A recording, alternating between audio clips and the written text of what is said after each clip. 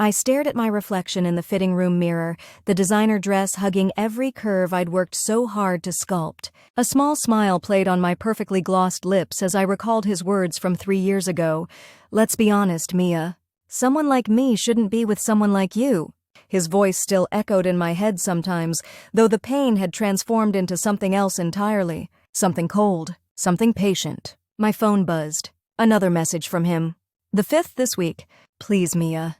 Just coffee. For old time's sake?" I let out a small laugh that bounced off the fitting room walls. Old time's sake, as if those times were something I'd ever want to revisit. "Ms. Lawson?" A soft knock on the door. "They're ready for you on set." "Just a minute," I called back, taking one final look at myself.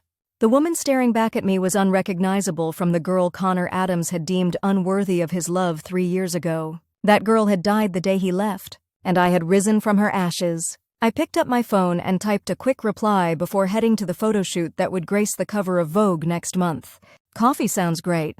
Thursday at 3? Sometimes revenge requires looking your enemy in the eye. And sometimes it requires making them fall in love with you all over again."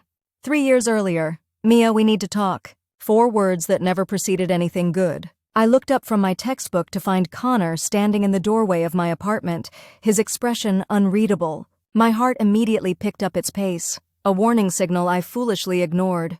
"Hey you," I smiled, setting my book aside. "I thought you had that business dinner tonight? With the investors?" Connor sighed, running a hand through his perfectly styled dark hair I'd watched him fuss over for 20 minutes that morning.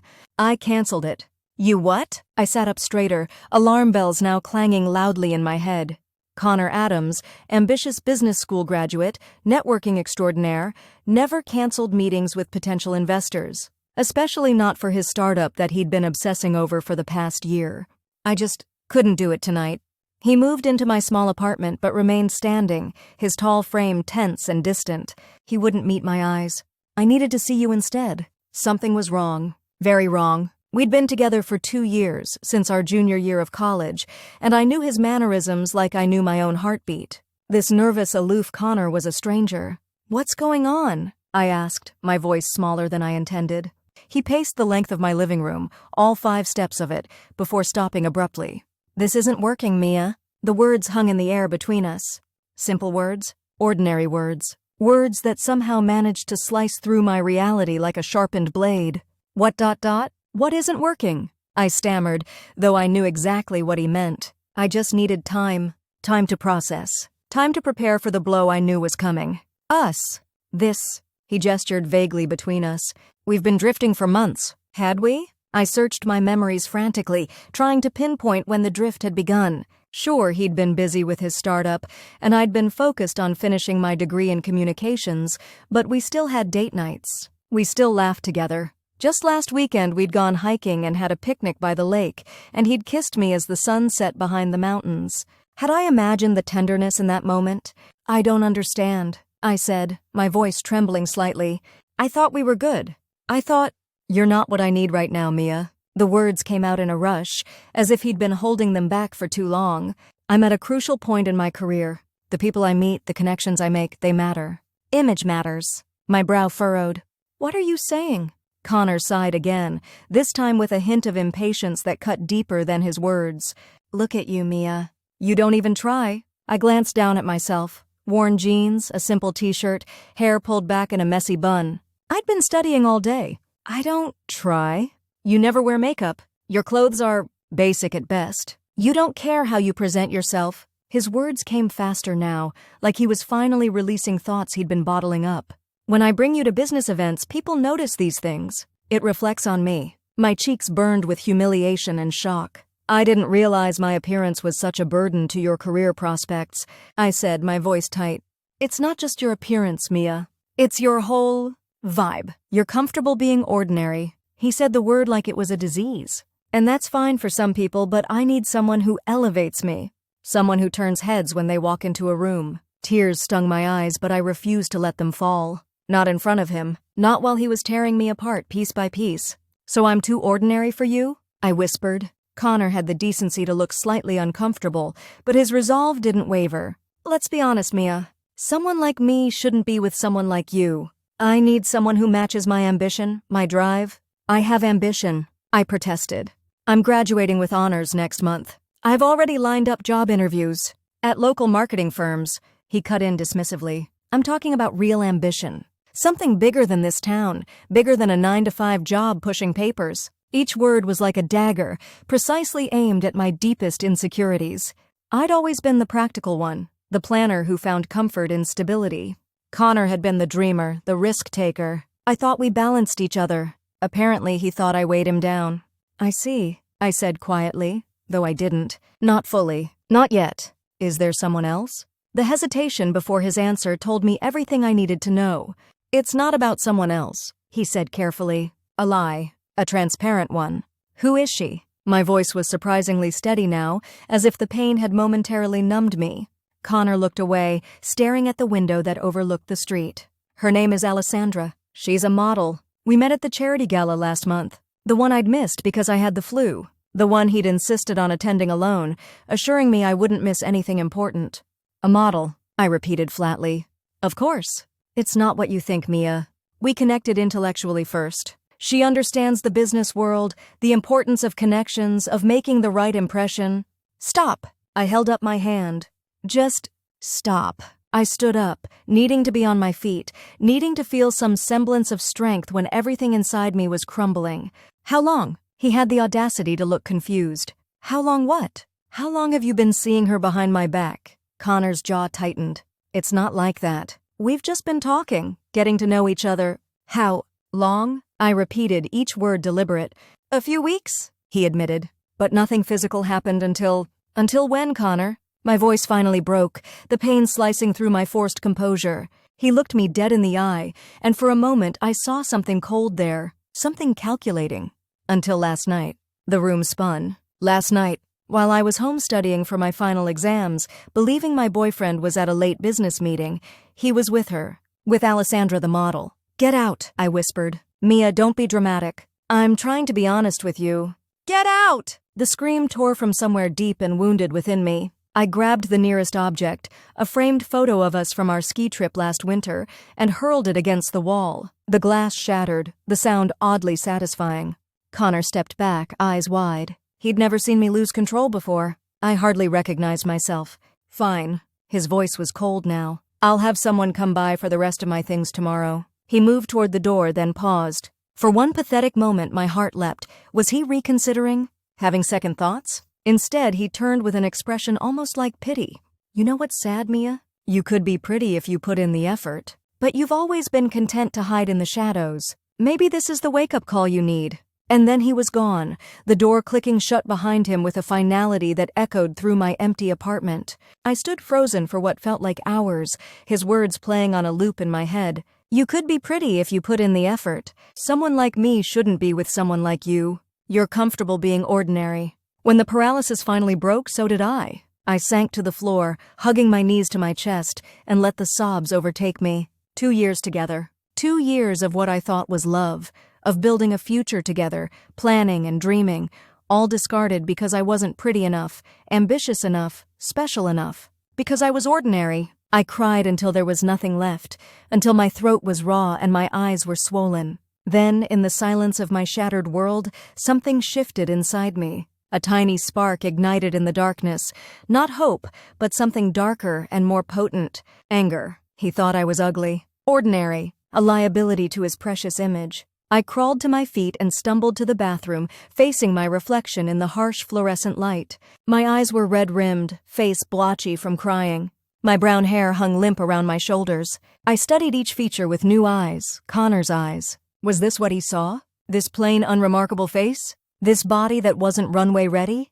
This woman who preferred comfort over fashion? Who didn't try? I gripped the edges of the sink, a strange calm washing over me as the anger crystallized into resolve. We'll see about that, I whispered to my reflection. That night, as I swept up the broken glass of our memories, I made myself a promise.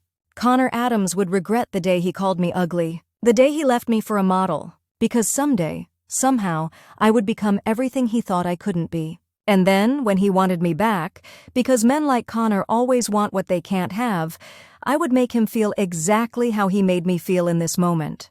Small, worthless. Discarded. It was a promise I intended to keep. The following weeks passed in a blur of pain and numbing routine. I finished my final exams on autopilot, barely registering the material I'd spent months studying. I walked across the stage at graduation with a smile so fake my face ached, accepting my diploma while scanning the crowd, half hoping to see Connor there despite everything. He wasn't, of course. My mother noticed something was wrong. How could she not? But I deflected her concerns with vague explanations about post-graduation stress and uncertainty about the future. It wasn't entirely a lie. My future, once so carefully mapped out with Connor by my side, now stretched before me like an empty canvas. Terrifying, but also strangely liberating. I moved through those early days like a ghost, alternating between crying jags so intense I could barely breathe and periods of eerie calm where I felt nothing at all. I'd scroll through social media despite knowing better, punishing myself with glimpses of Connor's new life. It didn't take long for him to go public with Alessandra. 2 weeks after our breakup, there they were. Connor Adams and Alessandra Moretti, the power couple of our small city's social scene. She was everything I wasn't, tall, striking, with high cheekbones and full lips, her dark hair always perfectly styled, her clothes always designer. In every photo, she looked like she'd stepped straight off a magazine cover, while Connor gazed at her with the pride of a man who'd upgraded. Each image was a fresh wound, but I couldn't look away. I studied her obsessively, noting the way she posed, the clothes she wore, the confident tilt of her chin. It was research, I told myself. Know your enemy. But deep down, I knew it was self-flagellation, a reminder of why I wasn't enough. 1 month after graduation, I was lying on my couch in the same sweatpants I'd worn for 3 days, surrounded by tissues and takeout containers, when my phone rang. It was Julia, my best friend since high school, calling for what had to be the 20th time that week. I'd been avoiding her calls, avoiding everyone really, but something made me answer this time. Mia? Oh my God, you actually picked up. Relief flooded her voice. I was about to drive over and break down your door. Hey, Jules, I croaked, my voice rusty from disuse. Jesus, you sound awful. Never one to mince words, my Jules. That's it. I'm coming over. No, don't. But she had already hung up. 45 minutes later, Julia used her spare key to enter my apartment, then stopped short at the sight that greeted her. I hadn't bothered to clean up. Dishes piled in the sink, clothes strewn across the floor, the blinds drawn against the summer sunshine. Oh, honey, she whispered, setting down the grocery bag she'd brought and moving to sit beside me on the couch. I knew it was bad, but I didn't realize. I'm fine, I mumbled automatically. Julia gave me a look that could have withered plants. Yeah, clearly. She gestured around the room. This is the definition of fine. Mia, this isn't you. Maybe it is now, I said dully. She studied me for a long moment, then stood abruptly. Nope. Not happening. Get up. What? Get up. She pulled at my arm. You're going to shower while I clean this disaster zone, and then we're going to talk. Really talk. Too worn down to argue, I let her guide me to the bathroom. The hot water did help, washing away days of grime and at least some of the lethargy that had settled into my bones. By the time I emerged, wrapped in a clean towel, Julia had performed minor miracles in my living room. The trash was gone, surfaces cleared, and fresh air circulated through now open windows. She'd also brought provisions: ice cream, wine, chocolate, and what looked like a stack of fashion magazines. Sit, she ordered, pointing to the freshly cleared couch. Eat. Then we're staging an intervention. I obediently ate a few spoonfuls of ice cream, the first food that had actually appealed to me in days. What kind of intervention? Julia sat cross-legged on the floor, facing me with intense determination in her eyes. The kind where I stop watching my best friend destroy herself over some elitist asshole who never deserved her in the first place. I flinched. You never liked Connor. I tolerated Connor because you loved him, she corrected. But he always had this superiority complex. Like he was doing you a favor by being with you. She reached for my hand. Mia, I need you to tell me exactly what happened. Not the sanitized version you've been feeding everyone. The real story. The dam broke. All the words I'd been holding back came flooding out. His cruel assessment of my appearance, the revelation about Alessandra, the humiliating way he'd suggested I simply didn't try hard enough to be beautiful. By the time I finished, tears streaked my face again, but they were angry tears now. Julia's expression had hardened into something fierce and protective. That manipulative, shallow piece of shit, she hissed. Mia, listen to me. There is nothing wrong with you. Not a single thing. Connor didn't leave because you're not beautiful enough. He left because he's a status-obsessed narcissist who sees relationships as business transactions. But he wasn't wrong, I said quietly. I don't try. I never learned how to do all that. Girl stuff, makeup, fashion, whatever. I gestured vaguely at the fashion magazines she'd brought. My mom wasn't exactly a beauty queen, and I always cared more about books and grades than clothes. And that's supposed to be a character flaw? Julia raised an eyebrow. Besides, that's not the point. The point is that he made you feel like you weren't good enough exactly as you are. And that's unforgivable. I nodded, but the insecurity had taken root too deeply to be easily dismissed. I keep seeing them everywhere. Online, in local news pieces about his startup. She's so perfect, Jules. So beautiful. So polished. And I gestured to myself helplessly. Julia was quiet for a moment, studying me with a thoughtful expression. What if you did it? She asked suddenly. Did what? Showed everyone that you can be that girl. The one who turns heads. The one on magazine covers. I laughed bitterly. Right. Me, a model. Get real. I am being real. She reached for one of the magazines and flipped it open to a tabbed page. Look, it was an advertisement for a modeling workshop in Chicago, just a 3-hour drive away. Discover the model within. The headline proclaimed. No experience necessary. Jules, come on. Those things are scams. Not this one. My cousin did it last year. She said it changed her life. Not just teaching her how to pose for photos, but the whole package. Styling, makeup, how to walk, how to project confidence. Julia's eyes were bright with excitement. Mia, you're gorgeous. You have these amazing cheekbones that most women would kill for.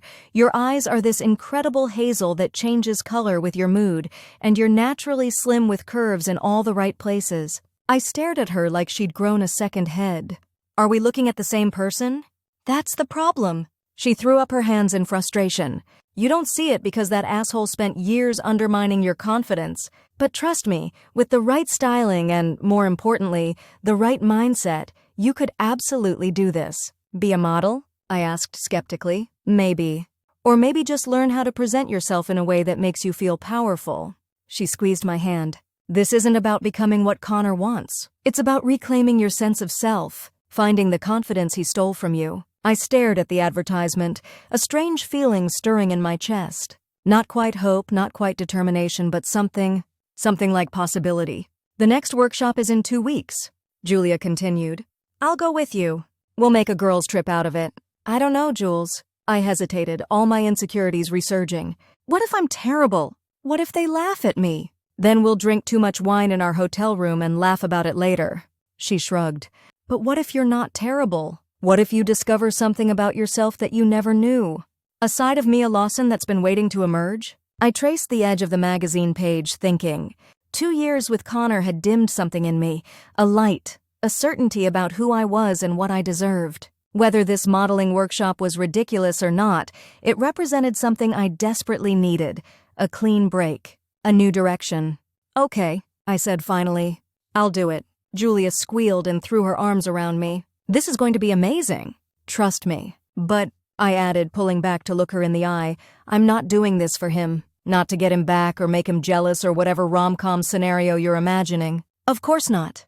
She agreed quickly. Too quickly. I mean it, Jules. This is for me. To prove to myself that I can, reinvent myself. Move on. Julia's smile softened. I know, Mia. This is absolutely for you.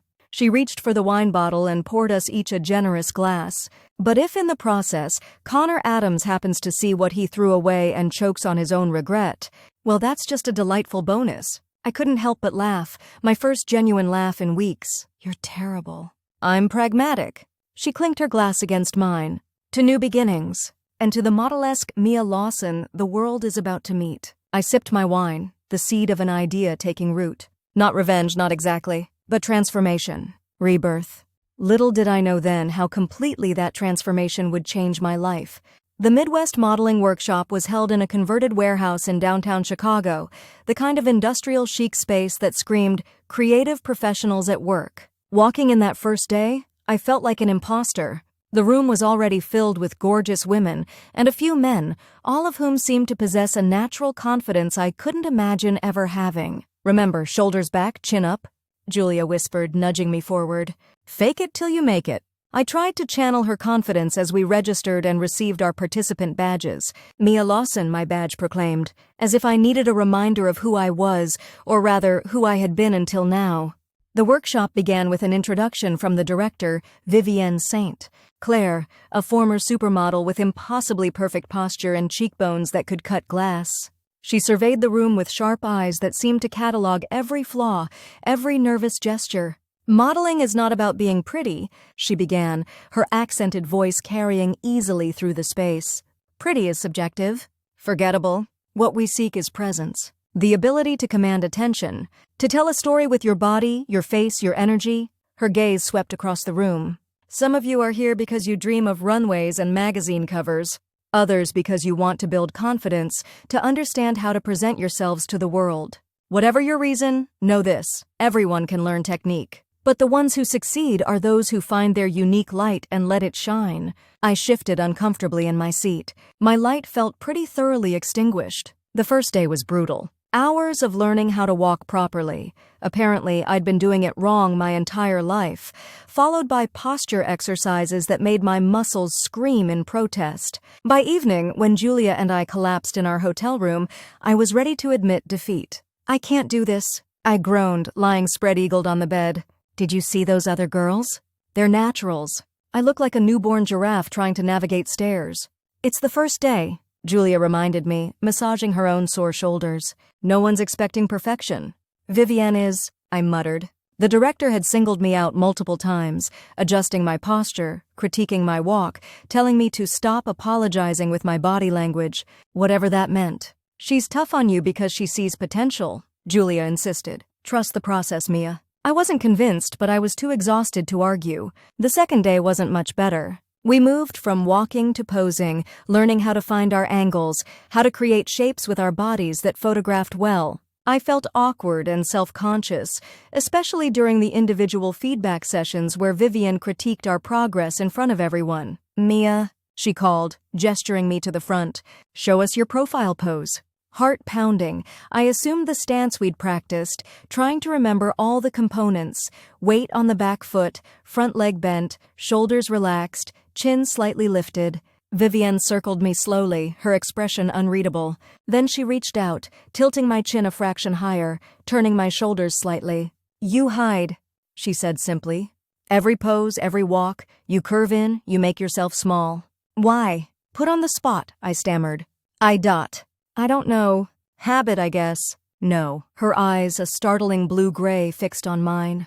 You know. Tell me. Something about her direct gaze broke through my defenses. Because I don't want to be seen, I admitted quietly. Not really. I don't look like the others. A murmur rippled through the room. Vivienne silenced it with a glance. And why should you? She asked. Why be a poor copy when you could be a striking original? She addressed the whole room now. This is the biggest mistake beginners make. They try to emulate someone else's beauty instead of discovering their own.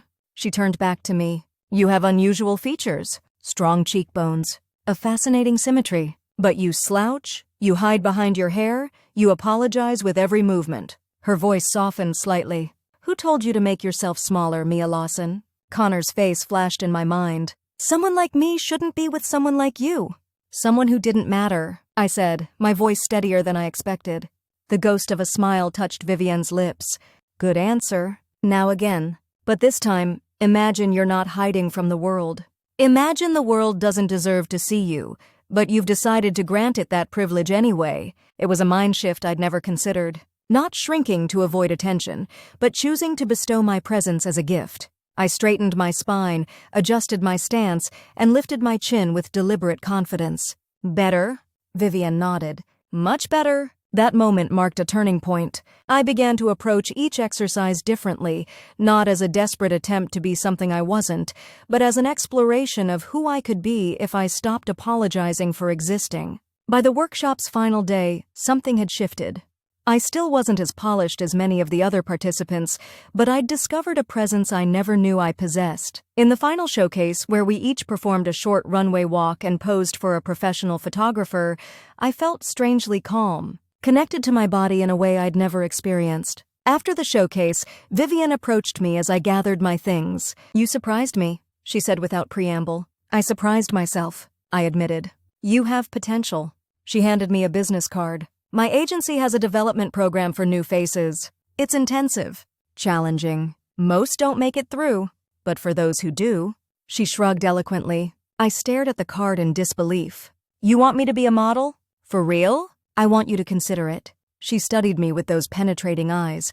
You came here for a reason, Mia Lawson. Perhaps not the reason you told yourself, but a reason nonetheless. Whatever, or whoever, brought you to this point, you now have a choice about where you go next. Before I could respond, she was called away, leaving me holding the card like it might burst into flames at any moment.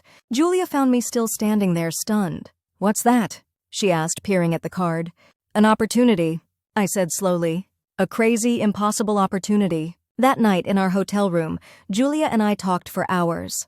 About the risks of moving to Chicago for a program that offered no guarantees. About the practical concerns.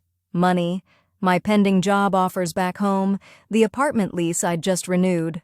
But beneath all that, Julia said, her voice soft in the darkened room, what do you want, Mia? Not what makes logical sense. What does your gut tell you? I thought about the feeling I'd had during that final showcase. The strange, electric confidence that had coursed through me when I stopped trying to disappear. I want to find out who I am when I'm not afraid, I said finally. When I'm not defining myself by someone else's standards. When I'm not the girl Connor Adams called ugly. Julia reached across the space between our beds and squeezed my hand.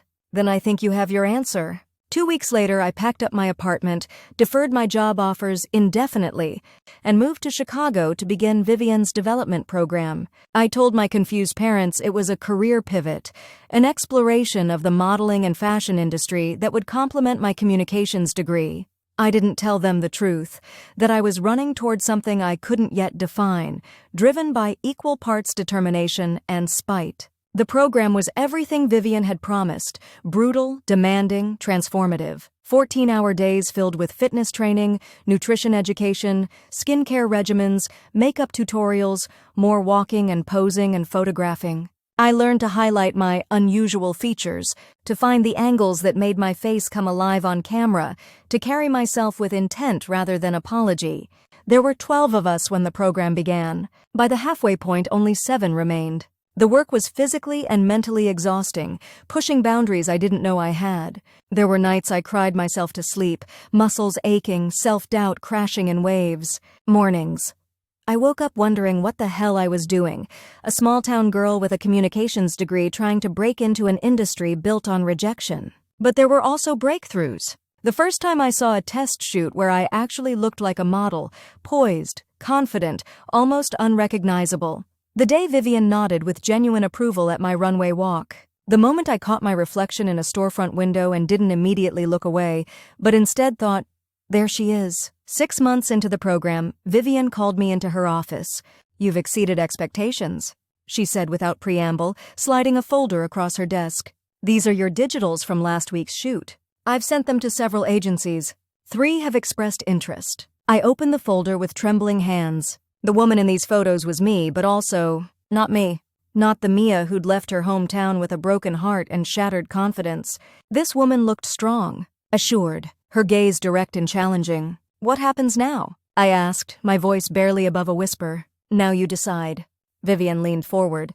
This industry is not for the faint of heart, Mia. It's rejection and criticism and constant scrutiny. For every job you book, you'll be turned down for 20 others, often for reasons entirely beyond your control. The wrong hair color. Eyebrows too thick. An inch too short or too tall? Are you prepared for that? I thought about Connor's words. The casual cruelty with which he'd dismissed me. If I could survive that, I could survive anything. Yes, I said simply. Vivian's lips curved in a rare smile. Then let's begin. The next year passed in a whirlwind. I signed with Latitude Models, a mid-sized agency known for developing new talent. My first jobs were small. Local catalogs, department store advertisements, a showroom modeling gig that had me changing outfits 60 times in 8 hours. But each job built my portfolio, each paycheck went toward better photos, and slowly, steadily, larger opportunities came.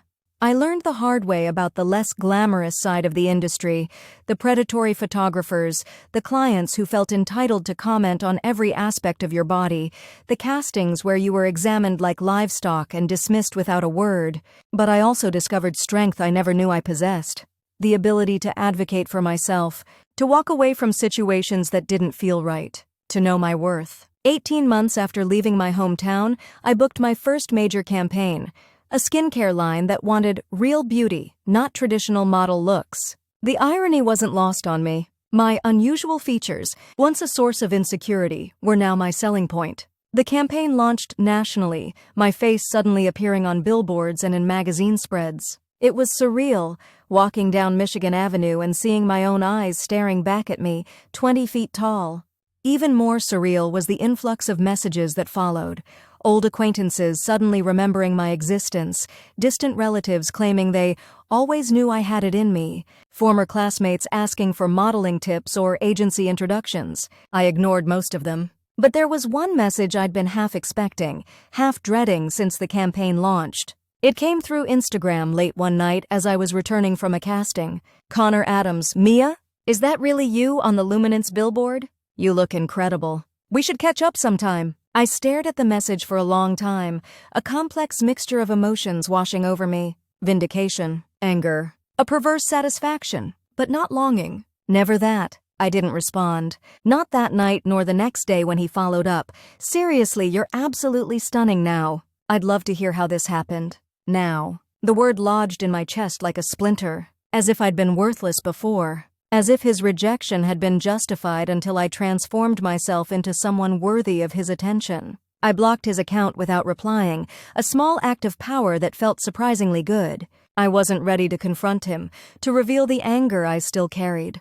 Better to let him wonder. Better to remain tantalizingly out of reach. Besides, I was too busy for old grudges. My career was gaining momentum, more campaigns, fashion editorials, even a few runway shows for up-and-coming designers. I moved into a better apartment, made friends in the industry, started dating occasionally. Nothing serious, just enough to remind myself I was desirable, wanted. But I never fully forgot. In quiet moments, the memory of Connor's dismissal would surface, along with the humiliation of being deemed unworthy. The knowledge that Alessandra, perfect, polished Alessandra, had been what he really wanted. I kept tabs on them through mutual connections, though I'd never admit it to anyone but Julia. Their relationship had lasted nearly 2 years, longer than I'd expected, honestly. According to the gossip grapevine, they'd broken up when Alessandra got an offer from a major agency in New York, choosing her career over Connor's expectation that she'd stay and become the perfect accessory to his rising business profile. The irony wasn't lost on me. It was around that time, nearly 3 years after our breakup, that Connor's messages became more frequent, more determined. He found my professional email through my newly established website. He reached out through mutual friends. He even sent flowers to my agency with a note that simply read, "Proud of you. Would love to reconnect." See, I maintained my silence, letting his interest simmer. It wasn't conscious revenge, not exactly. More a waiting game I hadn't realized I was playing until the perfect moment presented itself. That moment came in the form of an invitation to the annual charity gala in my hometown, the very same event where Connor had met Alessandra 3 years earlier. The organizers reached out directly, asking if I'd consider being a featured guest, given my rising profile. They were eager to promote the local girl-made-good angle. I nearly declined. The thought of returning home, of facing not just Connor but all the pitying glances and whispered comments that had followed our breakup, made my stomach knot with anxiety. But then I remembered Vivian's words from that pivotal day in the workshop. Imagine the world doesn't deserve to see you, but you've decided to grant it that privilege anyway. I accepted the invitation. Julia, who had remained my most steadfast supporter throughout this transformation, practically vibrated with excitement when I told her. "It's perfect," she declared over our weekly video call. "The ultimate full-circle moment. You'll walk in there looking like a goddamn vision, and everyone, especially that waste of oxygen, Connor, will collectively lose their minds." "It's not about him," I insisted, though the statement rang hollow even to my own ears. Julia's knowing smile said it all. "Sure, honey. It's about supporting a good cause. Very noble."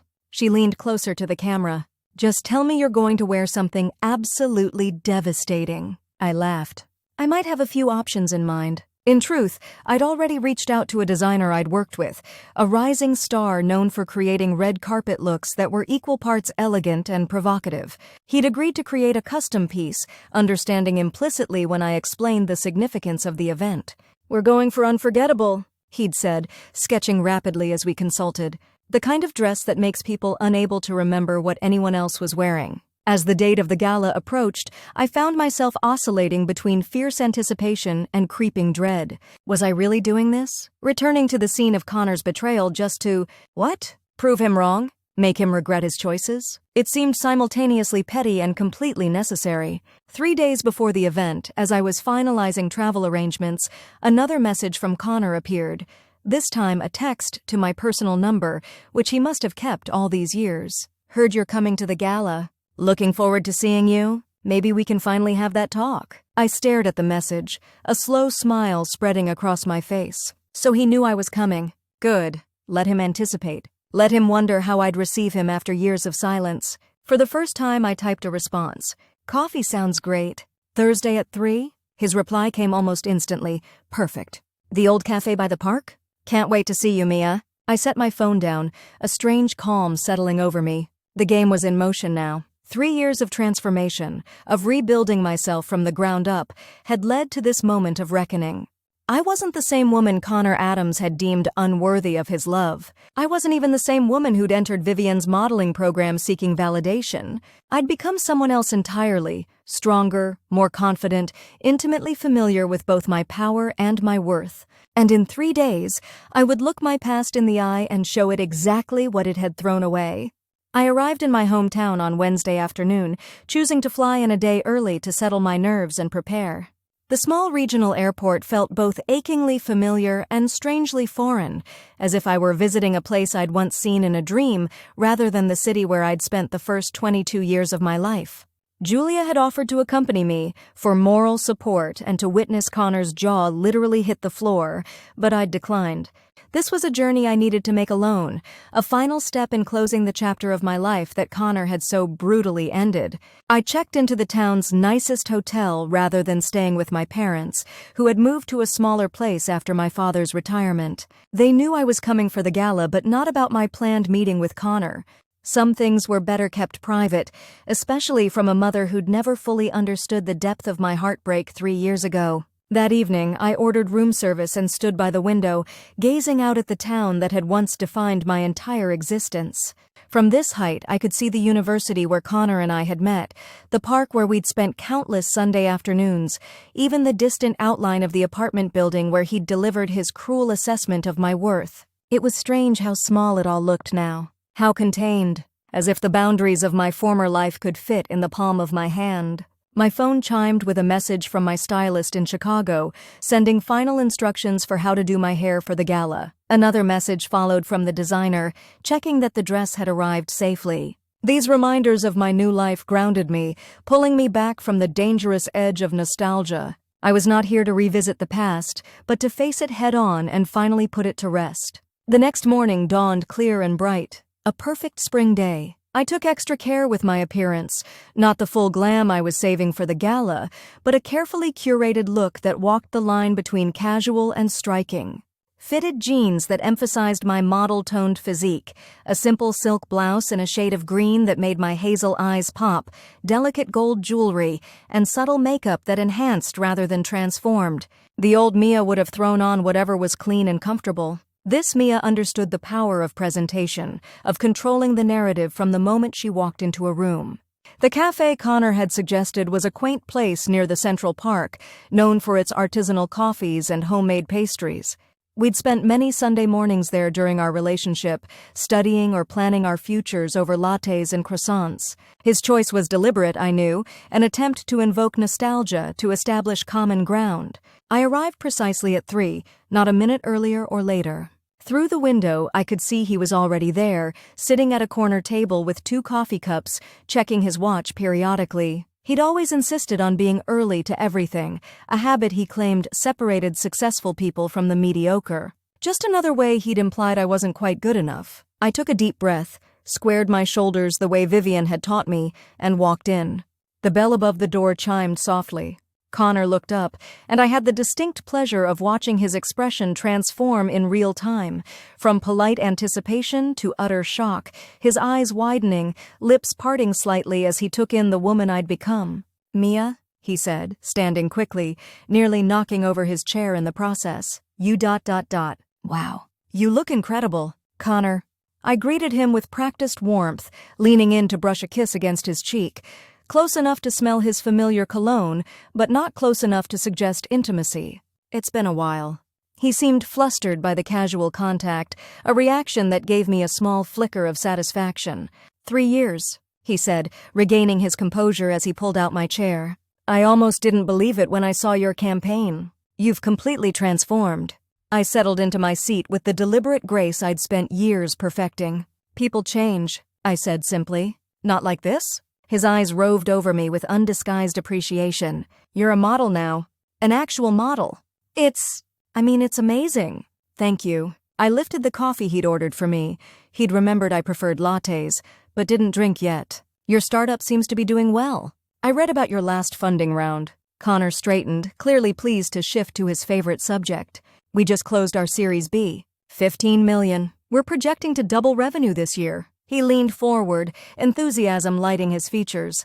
"It's everything I was working toward when we were together, finally coming to fruition." When we were together, as if our relationship had merely been a phase of his professional development. "Congratulations," I said, meaning it despite everything. Connor had always been ambitious, driven. It was one of the things I'd admired about him before that ambition had led him to discard me. "What about you?" he asked. "Beyond the modeling success, which is obviously incredible, are you still using your communications degree at all? Dating anyone serious?" The personal question slipped in so casually, so predictably. I suppressed a smile. "My degree comes in handy managing my personal brand," I said. "As for dating, I've been focused on my career. Relationships aren't really a priority right now." His expression brightened subtly at this information, exactly as I'd known it would. Connor had always considered himself irresistible, a prize any woman would prioritize over career ambitions. "I can understand that," he said, though his tone suggested otherwise. "The dating scene is brutal these days. Quality connections are hard to find." "Speaking of connections," I said, finally taking a sip of my latte, "I heard about you and Alessandra. I'm sorry it didn't work out." A flash of discomfort crossed his face. "News travels fast in this town." "It always did." He cleared his throat. "Alessandra and I wanted different things. She got an offer in New York and expected me to just uproot my entire business to follow her. Completely unreasonable." I nodded sympathetically, though inside I was laughing at the irony. Connor, who had once lectured me on being insufficiently ambitious, couldn't comprehend why a woman would choose career advancement over him. "And after her?" I asked, keeping my tone light, conversational. "A few dates here and there. Nothing significant." He shrugged, then leaned forward, his expression turning earnest. "Actually, Mia, that's part of why I wanted to see you. These past few years have given me a lot of perspective." "Here it comes," I thought, maintaining my neutral expression with effort. "I made a mistake," he continued. "With us. I was young, caught up in what I thought I needed versus what actually mattered. Seeing you now, how you've blossomed. It just confirms what I've been thinking for a while." "And what's that?" I asked, my voice surprisingly steady despite the anger simmering beneath my carefully composed exterior. Connor reached across the table, his fingers brushing mine. "That I let something special go. That maybe we should give us another chance." 3 years ago, those words would have been everything I wanted to hear. I would have melted with relief, grateful that the man who had deemed me unworthy had reconsidered, had found me acceptable at last. Now they tasted like ash in my mouth. I withdrew my hand gently but firmly. "That's very flattering, Connor. But I'm not the same person I was 3 years ago." "Obviously," he said with a laugh, gesturing at my transformed appearance. "And that's part of what makes this so perfect. You've evolved, I've evolved. We're both more successful, more established. We make even more sense now than we did then." I studied him, really looked at him for the first time since I'd entered the cafe. He was still handsome, that hadn't changed. Still well-dressed, confident, charismatic. But I could see now what I hadn't been able to see then, the calculation behind his charm, the way his gaze constantly assessed, evaluated, determined worth. "Can I ask you something?" I said quietly. Anything, he replied, clearly misreading my tone as interest. If I had walked in here looking exactly as I did 3 years ago, a little plain, a little ordinary, no fancy modeling career, would you still be saying these things? Would you still think we make sense? Connor blinked, caught off guard by the directness of my question. That's not a fair hypothetical. You did change. You did become worthy? I supplied. That's not what I was going to say. He frowned, a flash of the old Connor, the one who hated being challenged, emerging. I was going to say you became more aligned with where I am in life. More polished. More suitable. The honesty was almost refreshing. Almost. Do you remember what you said to me the night you ended things? I asked, my voice soft but steady. You said, let's be honest, Mia. Someone like me shouldn't be with someone like you. Connor had the decency to look uncomfortable. I was young. Stupid. I didn't mean... Yes, you did. I met his gaze directly. You meant every word? And you know what? You were right. He looked startled. Someone like you shouldn't be with someone like me. I smiled then, the first genuine smile of our encounter. Because you see people as accessories, as status symbols. And I've worked too hard to become who I am to ever go back to being someone's convenient ornament. The color drained from Connor's face as my meaning sank in. That's not fair, Mia. I'm trying to apologize to make things right. No, I cut in gently. You're trying to acquire something you once discarded because now it has value in the marketplace. That's not an apology. It's a transaction. Connor's expression hardened. So what was this then? You agreed to meet just to reject me? To get some kind of petty revenge? I agreed to meet because I needed closure, I said honestly.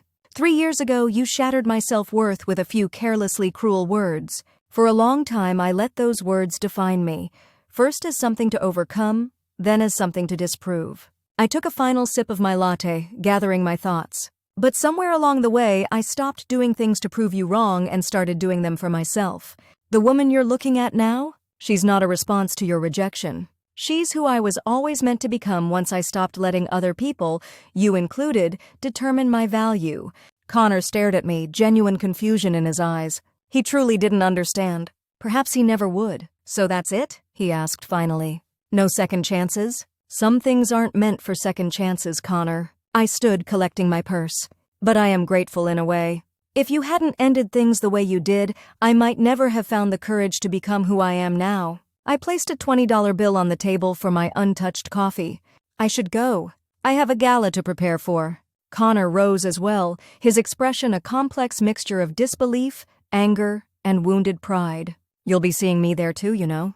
My company is one of the sponsors. I know, I said with a small smile. I'm looking forward to it. I turned to leave, then paused, looking back at him one last time. Oh, and Connor? For the record, I was never ugly. You were just looking with the wrong eyes. With that, I walked out of the cafe and into the bright spring sunshine, feeling lighter than I had in 3 years. The weight of unresolved pain, of questions and what-ifs, lifted from my shoulders with each step I took away from Connor Adams and the life we'd once shared. Tomorrow night at the gala, I would face him again, this time on my terms, in the full glory of the woman I'd become. But for now, this quiet victory was enough. More than enough. I pulled out my phone and texted Julia, "Coffee's done. Operation Gala Revenge is a go?" Her response came seconds later. "Yes! Details ASAP. Destroy him, Queen." I laughed aloud, drawing curious glances from passers-by. For the first time in years, I felt completely, authentically myself, neither the insecure girl Connor had discarded, nor the carefully constructed model persona I'd crafted in response. Just Mia Lawson, finally comfortable in her own skin, writing her own story. And the next chapter was going to be spectacular. The day of the gala arrived with a flurry of preparations. I'd booked the hotel's executive suite for the occasion, giving myself ample space for the ritual of transformation that preceded any major appearance. In this industry, I'd learned, the getting ready process was as important as the event itself, a sacred space where you assembled not just your look, but your armor. A local hair and makeup team arrived at 3, recommended by my agency for their experience with editorial styling. I'd sent them references beforehand, dramatic but elegant, statement-making but not overly trendy. Something memorable but timeless, worthy of the pages I'd already mentally dedicated to this evening in the story of my life. As they worked, I remained unusually quiet, none of the casual chatter I typically engaged in during these sessions. My mind was too busy rehearsing the evening ahead, the entrance I would make, the reactions I anticipated, the conversations I would navigate with practiced grace. The stylist mistook my silence for nerves. "First big hometown event since you made it big?" she asked as she pinned another section of my hair. "Something like that," I replied with a small smile. "Well, you're going to knock their socks off," she assured me. Nothing like coming home a success story to silence the doubters. She had no idea how right she was. By 6, the transformation was complete. I stood before the full-length mirror, barely recognizing yet intimately knowing the woman who gazed back at me. My hair was swept up in an intricate style that emphasized the cheekbones Connor had never appreciated. My makeup was flawless, smoky eyes that made the hazel irises appear almost golden, skin luminous, lips painted a deep, confident red. And then there was the dress, a masterpiece in midnight blue silk that clung to every curve before cascading to the floor in a subtle mermaid silhouette. The neckline dipped low enough to be daring without crossing into inappropriate, while the back featured an intricate latticework of delicate straps that revealed just enough skin to be provocative. It was the kind of dress that demanded attention, that photographed beautifully from every angle. The styling team packed up their supplies, offering final touches and words of encouragement before departing. Left alone, I took a moment to center myself, to remind myself of the journey that had brought me here. I was no longer seeking Connor's validation or approval. This wasn't about making him want me back or even about rejection. This was about reclaiming my narrative, standing fully in the power I'd discovered within myself during these years of transformation. My phone buzzed with a text from Julia. "It's showtime. Go be that bitch." I smiled, sent her a quick heart emoji, and gathered my evening clutch. The car service the gala organizers had arranged was waiting downstairs to transport me to the Grand Madison Hotel, the most upscale venue in town and the site of my impending triumph. The 15-minute drive passed in a blur of streetlights and memories. We drove past landmarks of my former life, the university where I'd spent 4 years building dreams that no longer fit who I'd become, the coffee shop where Connor and I had studied together countless afternoons, the park where he'd first kissed me under autumn leaves. None of it held power over me anymore. None of it hurt. The car pulled up to the hotel entrance, where a modest red carpet had been arranged for the local event. A few photographers milled about, primarily from local publications covering the charity gala for their society pages. The organizers had mentioned there might be more media interest this year, given my participation and the growing profile of several sponsors, including Connor's company. I took a deep breath, channeling every lesson Vivian had drilled into me about making an entrance.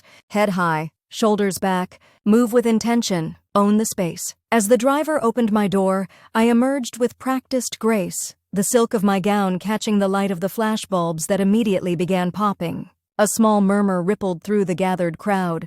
Recognition, appreciation, curiosity. "Ms. Lawson. Over here! Mia! This way, please." I turned toward the photographers, offering them the smile I'd perfected through countless photo shoots, warm but slightly mysterious, approachable yet untouchable. I posed briefly, allowing them to capture the moment, before making my way toward the entrance. The hotel lobby had been transformed for the occasion, dripping with flowers and twinkling lights. Attendants directed guests toward the grand ballroom, where the main event was being held. I handed my invitation to the hostess, who checked it against her list. "Ms. Lawson, welcome! The organizers mentioned you'd be joining us. They've seated you at table 3 near the front." She leaned in slightly, lowering her voice. "There's been quite a buzz about your attendance. Everyone's so excited to see our hometown celebrity." I thanked her with a practiced smile, accepting the program she offered before making my way toward the ballroom entrance. Just before stepping through the doorway, I paused, mentally preparing for the moment to come. This was it. The culmination of 3 years of transformation, of rebuilding myself from the ground up, the moment where Mia Lawson 2.0 would make her official hometown debut. I stepped into the ballroom, immediately assessing the scene. Round tables draped in white linen filled the space, each adorned with elaborate floral centerpieces. A stage stood at the far end, where the charity auction would later take place. To the right, a small orchestra played understated classical music as guests mingled, cocktails in hand. For a moment, it seemed no one noticed my arrival. Then, like a wave, awareness spread through the room. Conversations paused, heads turned. The subtle shift in energy was palpable, exactly as I'd hoped. Not a dramatic movie moment where all action freezes, but the realistic version, the gradual ripple of recognition spreading across a crowd. I moved forward with measured confidence, accepting a champagne flute from a passing waiter without breaking stride. Several people approached. Former classmates, parents of friends, local business owners, exclaiming over my success, asking about life in Chicago, marveling at my complete transformation. I navigated each encounter with the charm and poise I'd worked so hard to develop, offering just enough information to satisfy curiosity without revealing anything genuinely personal. All the while, my peripheral awareness remained sharp, scanning the room for the one face I was both dreading and anticipating. I spotted him at the bar, deep in conversation with an older man I recognized as a prominent local investor. Connor was dressed in an impeccably tailored tuxedo, looking every inch the successful entrepreneur he'd become. But even from across the room, I could tell his attention wasn't fully on his conversation. His eyes kept darting toward the entrance, then sweeping the room, looking for me. I deliberately turned away, greeting more acquaintances, allowing the anticipation to build. Let him wait. Let him search. Let him wonder if I'd changed my mind about attending.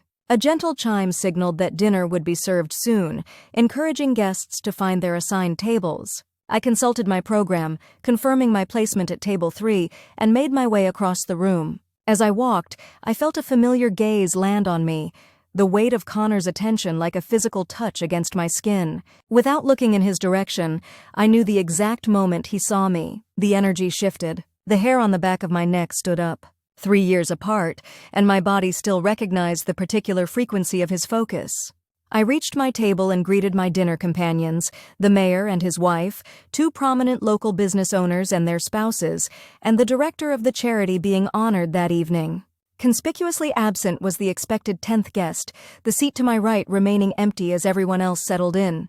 "We're just waiting on one more," the mayor's wife explained, leaning toward me. "One of our major sponsors? I'm sure he'll be along any moment." I didn't need to ask who the missing guest might be. Some things were too poetically predictable. Sure enough, as the first course was being served, Connor appeared at our table, apologizing for his lateness with the practiced charm that had once melted my defenses. His eyes locked with mine as he rounded the table, a complex mixture of emotions flitting across his features too quickly to fully decipher. "Mia," he greeted me as he took the empty seat beside me. "You look breathtaking." "Connor," I replied with a polite nod. "Thank you." The mayor, delighted by the apparent connection, interjected, "You two know each other? Small world?"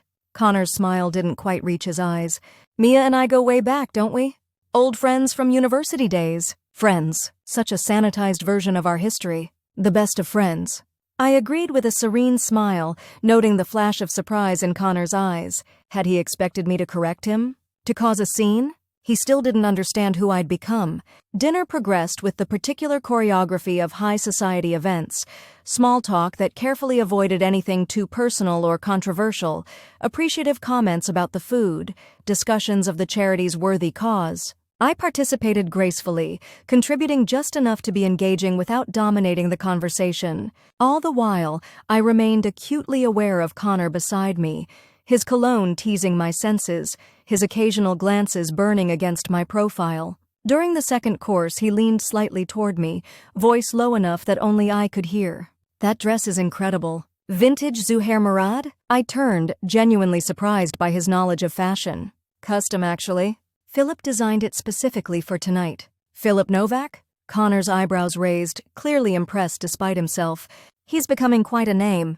I read about him in GQ last month. We've worked together before," I said simply. He understood the importance of tonight. A shadow crossed Connor's face. "The importance?" "Coming home," I clarified with an innocent smile. "Making a good impression for the charity." Connor studied me for a long moment, clearly trying to read between the lines. "Of course. The charity?"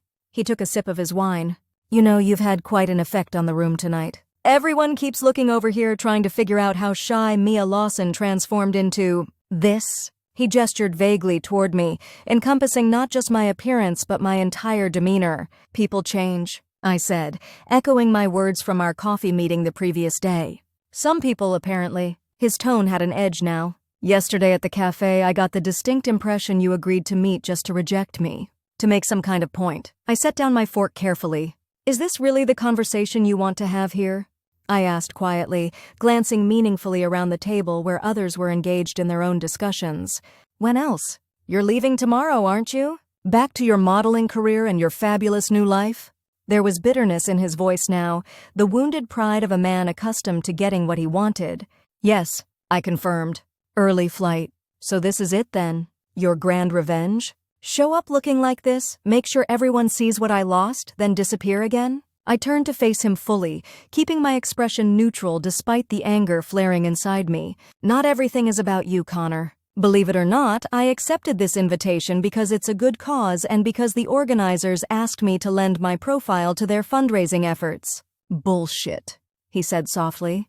You've ignored my messages for 3 years. Then suddenly you agree to meet the day before this event? You planned this whole thing. The accusation wasn't entirely untrue, which made it sting all the more. But he was missing the point entirely. What exactly did you expect, Connor? I asked, my voice still quiet but intensity building beneath each word. That I'd run back into your arms the moment you decided I was worthy of your attention again? That I'd be so grateful for your renewed interest that I'd forget how easily you discarded me? His jaw tightened.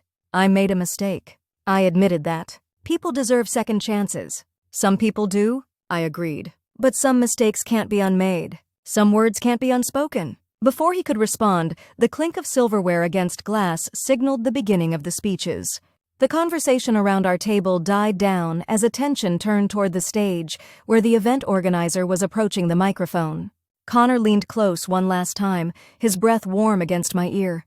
This isn't over, Mia. I turned my head slightly, our faces inches apart, close enough that anyone observing might think we were sharing an intimate moment. Yes, Connor. It is. The speeches passed in a blur, acknowledgments of major donors, including Connor's company, explanations of the charity's mission, inspirational stories of those they'd helped. I applauded at the appropriate moments, my mind elsewhere, my body vibrating with a strange energy, part vindication, part lingering anger, part something else I couldn't quite name.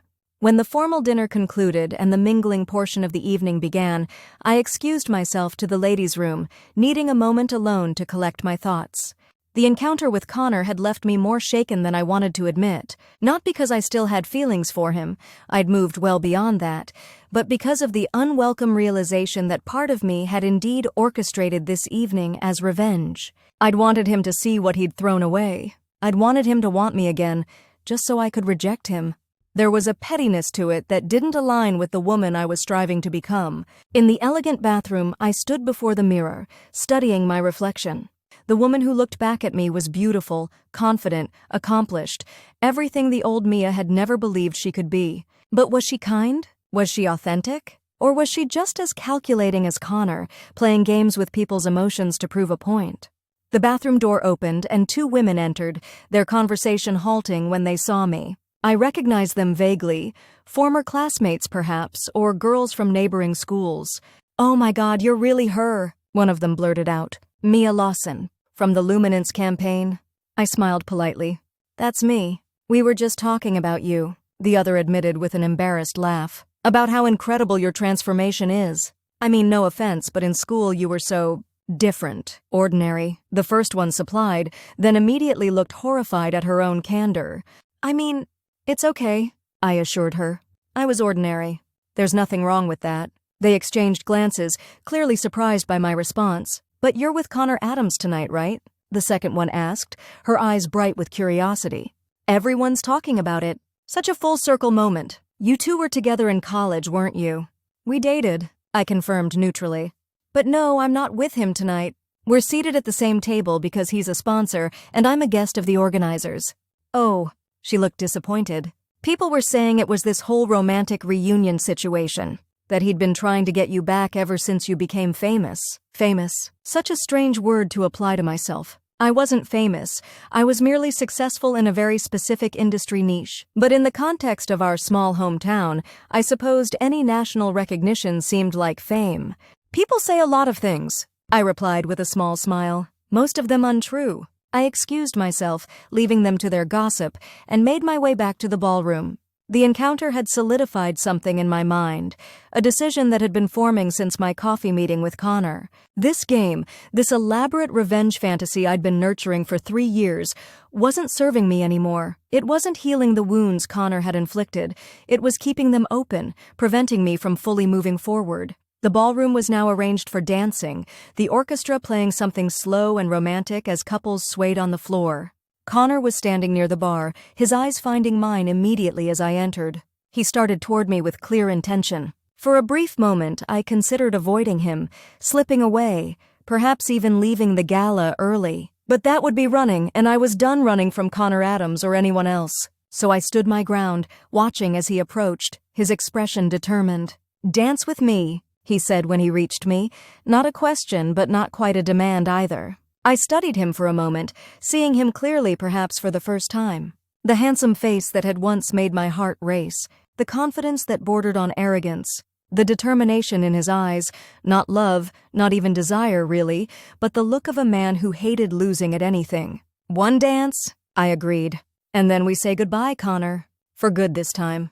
Something flickered in his eyes, surprise perhaps or disappointment, but he nodded, taking my hand and leading me to the dance floor. As his arm slipped around my waist, I was struck by how familiar yet foreign his touch felt. This was the man who had once known every inch of me, whose embrace had been my safe place. Now he was just a man, attractive, successful, but no longer the center of my universe.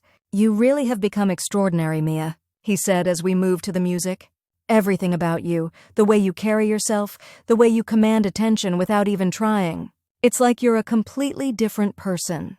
"That's where you're wrong," I replied. "I'm not different. I'm just more myself than I knew how to be when we were together." Connor's brow furrowed. "What does that mean?" "It means I was always capable of being this person. I just didn't believe it." I met his gaze steadily. "You didn't believe it either. You looked at me and saw limitations. Someone ordinary. Someone who didn't fit your image of success." His grip on my waist tightened slightly. "I was wrong," he admitted. "Obviously. But that's just it, Connor. You weren't entirely wrong." I smiled sadly. "I didn't fit into your world then.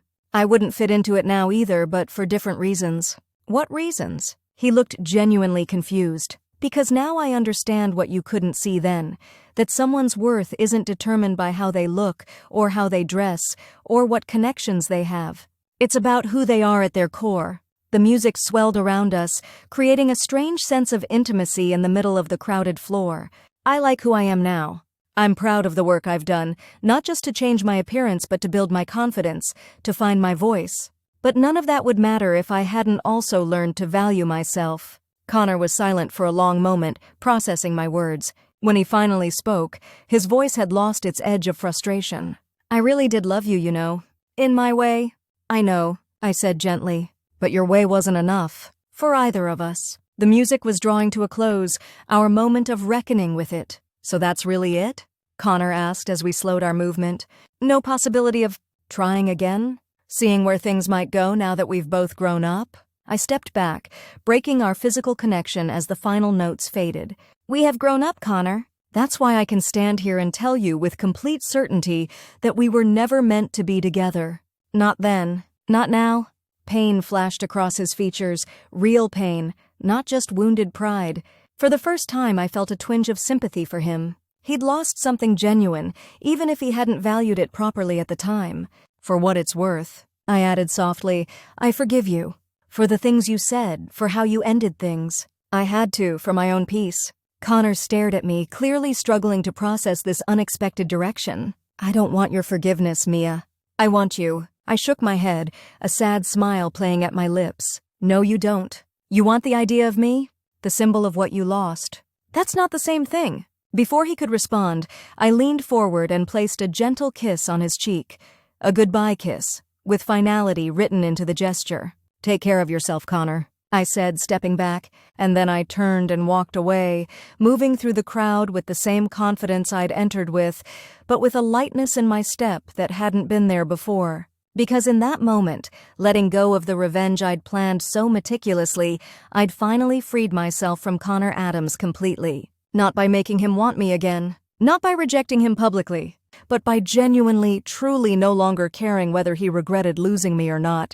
I'd come to this gala thinking it would be the culmination of my transformation, the triumphant final act in the story of how I'd remade myself after heartbreak. In reality, it was just another step in a journey that would continue long after tonight. As I collected my wrap from the coat check and slipped out of the ballroom, several people called goodbyes, expressed hopes of seeing me when I next visited town.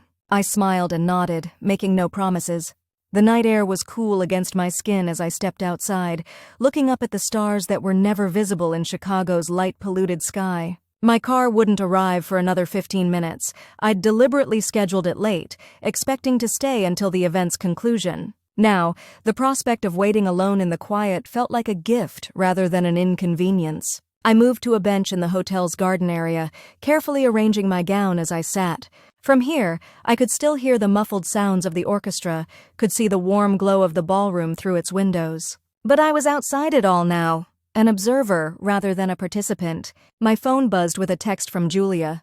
"How's it going? Has he been thoroughly destroyed? I need details." I smiled, typing my response. "Not exactly, but I'm good. Really good. We'll call tomorrow with the full story." Her reply came instantly. "What? What does that mean? Are you with him right now? OMG, did you hook up?" I laughed softly, then simply sent, "I'm at peace.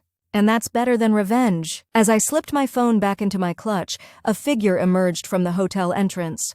Connor, his bow tie loosened, his expression distant as he scanned the driveway where luxury cars waited to collect departing guests. He hadn't seen me in my secluded corner of the garden, and I made no move to alert him to my presence. For a moment, I simply observed him, this man who had once held such power over my heart and my self-image, now just a person standing alone in the night. He looked lost somehow. Successful, handsome, everything he'd always wanted to be professionally, but somehow incomplete. I felt no satisfaction in the observation, no vindictive pleasure. Only a quiet acknowledgement that some people never find what they're really looking for because they're searching in all the wrong places. A car pulled up and Connor moved toward it, disappearing inside without ever noticing me watching from the shadows. As his taillights receded into the distance, I released a breath I hadn't realized I was holding. It was over. Not just the gala, not just this confrontation, but the entire chapter of my life that had revolved around Connor Adams and his rejection. The anger I'd carried, the hurt that had fueled my transformation, the desire to prove him wrong, all of it faded into the cool night air, leaving behind something unexpected. Freedom. My own car arrived minutes later, and as I settled into the back seat, the driver asked, "Did you enjoy the event, Missy? Lawson?" I gazed out at the town passing by one last time, a small smile playing on my lips. "More than I expected to," I replied truthfully. Tomorrow I would return to Chicago, to my career, to the life I'd built for myself, not as a reaction to heartbreak, but as a testament to my own resilience and determination.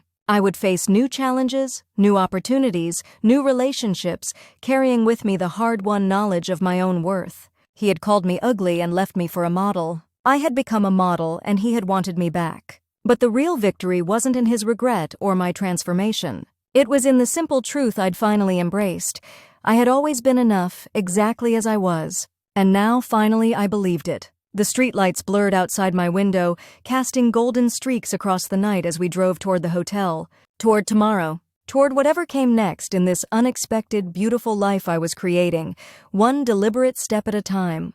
The flight back to Chicago was mercifully empty, allowing me the luxury of an entire row to myself. As the plane lifted off, carrying me away from my hometown and all its complicated memories, I felt a strange mixture of emotions: relief, satisfaction, and something else I couldn't quite name. It wasn't exactly happiness, but perhaps something closer to contentment, a sense that a chapter had finally, truly closed. I leaned my head against the window, watching the landscape shrink beneath me until the town where I'd spent my first 22 years became nothing more than a collection of tiny structures, then a smudge, then gone altogether, just like that. So small from this height, so insignificant in the grand scheme of things. Just like Connor's opinion of me should have been all along. My phone buzzed with an incoming call the moment we reached cruising altitude. Julia, of course. She'd been sending increasingly desperate texts since last night, hungry for details about the gala. "Finally!" she exclaimed when I answered. "I've been dying here. What happened?" "The suspense is literally killing me." I laughed, settling more comfortably in my seat. "Nothing scandalous, I'm afraid. We danced. We talked. I said goodbye. That's it? No public humiliation? No drink thrown in his face? No passionate reconciliation followed by you leaving him standing at the altar?" The disappointment in her voice was almost comical. "Sorry to disappoint your flair for drama," I replied, smiling despite myself. "It was quieter than that. More final." "Final how?" Julia pressed. I gazed out at the clouds drifting by, pristine and peaceful, like my mind felt for the first time in years. "I forgave him," I said simply. The silence on the other end lasted so long I thought we'd been disconnected. "Jules? You still there? You ... Forgave him?" Her voice was barely above a whisper, as if I'd just confessed to a crime. "After everything he did? After what he said to you?" "I forgave him for me, not for him," I clarified. Carrying around all that anger, that need to prove him wrong, it was exhausting. I didn't even realize how much energy it was consuming until I let it go. Wow. Another pause. "That's mature of you." "Disgustingly mature. I'm a little disappointed, to be honest." I laughed again. "I know you wanted a more dramatic conclusion. Something worthy of those revenge movies we used to binge-watch in college. The elaborate revenge was half the reason I supported this whole modeling career pivot," she protested, though I could hear the smile in her voice. "I had money riding on you, at least making him grovel a little." "Oh, he tried to grovel," I admitted. "But it just felt sad. Like watching someone fight a battle that wasn't even happening anymore." Julia was quiet for a moment, processing. "And how do you feel now? Really?" I considered the question, probing my emotions the way you might test a bruise to see if it still hurt. "Lighter," I said finally. "Like I've been carrying this heavy thing for so long I forgot what it felt like to set it down. And now I'm just me. Not the girl Connor rejected, not the model determined to prove him wrong. Just Mia." "I like Mia," Julia said softly. "Always have." "Me too," I replied, surprised to find that I meant it. For the first time in a long time, I really do. After hanging up with Julia, I closed my eyes, intending to nap for the remainder of the flight. But sleep wouldn't come. My mind was too full, not with thoughts of Connor or the gala, but with possibilities. For the first time since starting this journey of transformation, I was looking forward without the shadow of the past coloring everything. What did I want now? Who was I beyond the carefully constructed persona I'd built in response to rejection? These weren't simple questions, but for once, the uncertainty felt exciting rather than terrifying. By the time the plane touched down in Chicago, one thing had become clear. I needed perspective. Space to figure out who Mia Lawson really was when she wasn't defined by either heartbreak or revenge. My opportunity for perspective came sooner than expected. 2 days after returning from the gala, I was called into a meeting with my agency's directors. Seated around the sleek conference table were Vincent, my primary agent, Sophia, the agency's creative director, and Marcus, the founder himself, who rarely involved himself with anyone but the agency's top earners. "Mia," Vincent began, his expression uncharacteristically serious. "We've received an unusual request, specifically for you." I raised an eyebrow, waiting. In this industry, unusual requests could mean anything from a fetish photo shoot, automatic no, to a desperate client wanting to fly you to Dubai for a private party, even more emphatic no. Lumiere magazine is planning a special issue focusing on transformations, Sophia explained, sliding a folder across the table. Personal transformations, career pivots, aesthetic evolutions. They want to feature models who represent dramatic before and after stories. I opened the folder, skimming the brief. Lumiere was one of the industry's most prestigious publications, edgy, artistic, with a reputation for launching careers into the stratosphere. Being featured would be a significant career boost. "They've specifically requested you," Marcus added, watching me closely. "They've seen your earlier photos from your hometown days compared to your work now. They're calling it one of the most striking transformations in recent modeling history." A chill ran down my spine. My earlier photos? How did they get those? The three exchanged glances. That's unclear, Vincent admitted. Someone seems to have submitted a portfolio of sorts. Before images alongside clippings from your recent campaigns, my mind immediately went to Connor. Had this been his play all along? To somehow insert himself into my career? To claim some kind of credit for my transformation? My hands clenched involuntarily, crumpling the edge of the brief. We understand this is potentially sensitive, Sophia said gently. Your past, your journey to modeling, is your own business. If you're not comfortable with this kind of exposure, we'll decline. I forced my fingers to relax, smoothing the paper I'd wrinkled. What exactly would this entail? A major photo shoot, 10 to 12 pages. An in-depth interview about your path to modeling. They want to recreate some of your before looks alongside high-fashion styling to showcase the contrast. Vincent tapped the brief. It would be a significant spotlight, Mia. The kind that could elevate you from working model to recognizable name. I sat back, processing. My first instinct was refusal. The idea of publicly discussing Connor, of revealing how his cruelty had sparked my transformation, it felt like giving him power again, making him part of my story when I'd just freed myself from his influence. But something else nagged at me. The conversation I'd had with those women in the bathroom at the gala, the way they'd seemed genuinely inspired by my transformation, seeing possibility in it. I need time to think about this, I said finally. Of course, Marcus nodded. Just don't take too long. They're on a tight timeline. They need an answer by the end of the week. I left the meeting with the brief clutched in my hand and conflict churning in my stomach. In the elevator down to the lobby, I pulled out my phone and called the one person who had been with me from the beginning of this journey. They want to do what? Julia's voice rose an octave after I explained the Lumiere proposal. Feature my transformation story, I repeated, stepping out onto the busy Chicago street.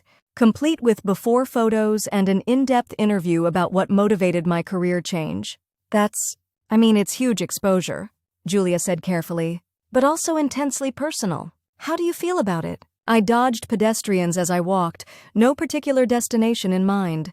Conflicted. Part of me thinks I should just decline. Keep my private life private. I finally put the whole Connor situation behind me. Why dig it all up again? But there's another part, Julia prompted, knowing me too well. I sighed, stopping at a crosswalk. There's another part that wonders if maybe my story could help someone else. Some other girl who's been made to feel she's not enough. Who needs to see that transformation is possible? That's pretty altruistic of you, Julia remarked. Is it, though? I wondered aloud as I crossed the street. Or is it just a different kind of revenge? Making sure everyone knows what Connor did, how he made me feel? Using this platform to publicly shame him? Would you name him? In this interview? I hadn't considered that. I don't know. They haven't specified the exact questions. Look, Julia said after a moment, only you can decide if this feels right. But for what it's worth, I think your story is powerful, not because of Connor, but because of you. What you did with your pain. How you reclaimed your sense of self. Her words stayed with me as I wandered the city, eventually finding myself at the shores of Lake Michigan. I sat on a bench overlooking the water, watching the waves catch the late afternoon sunlight. What was my story, really? Was it about a man who had deemed me unworthy, or was it about a woman who had found her own worth? Was it about revenge, or was it about rebirth? The answer came to me as the sun began to set, painting the water in shades of gold and pink. My transformation had started because of Connor, yes, but it had continued, had deepened, had become meaningful because of me, because of the strength I'd found, the confidence I'd built, the woman I'd allowed myself to become. That was a story worth telling, not as a final act of revenge, but as an offering of hope. I called Vincent that evening and accepted the Lumiere proposal, with one condition: I would have final approval on the interview questions and the narrative framing. If this was to be my story, I would tell it my way. The Lumiere photo shoot was scheduled for the following month, giving me time to prepare both mentally and physically. The concept was ambitious, a series of split images showing before Mia and after Mia, in parallel worlds, sometimes mirroring each other, sometimes in stark contrast. For the before looks, the styling team worked from old photos to recreate my college-era appearance. Slightly ill-fitting clothes, minimal makeup, hair that hadn't seen a professional stylist. For the after looks, they went all out with haute couture, dramatic makeup, elaborate settings. The photographer, Renata, was known for her unflinching honesty behind the camera. She pushed me hard, demanding emotional authenticity in every frame. "I need to see the girl you were," she directed during one setup, where I was posed in a recreation of a college library, wearing clothes similar to what I'd worn during late-night study sessions with Connor. The insecurity, the trying to please, the not knowing your worth. Give me that girl's eyes. It was harder than I expected, revisiting that version of myself. Not just mimicking the external appearance, but reconnecting with the internal reality, the constant underlying anxiety, the tentative way I'd moved through the world, always slightly apologetic for taking up space. By contrast, the after shots felt almost like a relief, slipping back into the confident skin I'd grown into over the past 3 years. Here, Renata pushed for something beyond mere poise. "More?" she would demand. "I want power. I want the woman who conquered herself, not just some glossy fashion pose." The most challenging setup came on the final day. Renata had created a mirrored set where 2 versions of me, before and after, faced each other across a reflective divide.